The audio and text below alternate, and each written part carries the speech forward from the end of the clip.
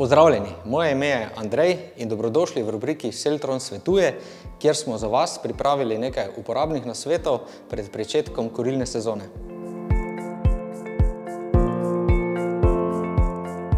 V tokratnem sklopu bomo govorili o pečeh na trda goriva, to so peči na polena, sekance in peči na pelete.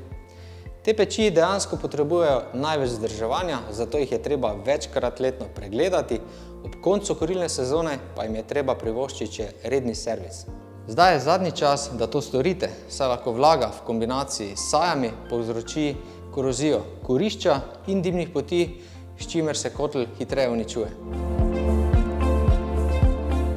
Čiščenje kurišča je nujno, saj se na njegovih stenah nabirajo tudi katranske obloge, ki zmanjšujejo prenos toplote na vodo, ki jo ogrevamo.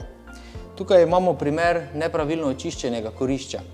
Vsak milimeter oblog pa pomeni 6% toplotnih izgub. Te obloge se najhitreje naberejo pri neprimerni uporabi goriv in pri predimenzioniranih kotlih, zaradi česar prihaja do nepopolnega izgorevanja. Čiščenje načeloma lahko opravite sami s pomočjo krtač, ščetk ali sesalcev za pepel. Za manj umazana kurišča pa obstajajo tudi kemična sredstva, ki znižujejo točko izgorevanja, da potem ostanki zgorijo v peči. Dimnikarske storitve so zakonsko določene. Vsako napravo je treba pregledati enkrat letno, dodatno pa je treba kotle na trda goriva očistiti 4-krat letno.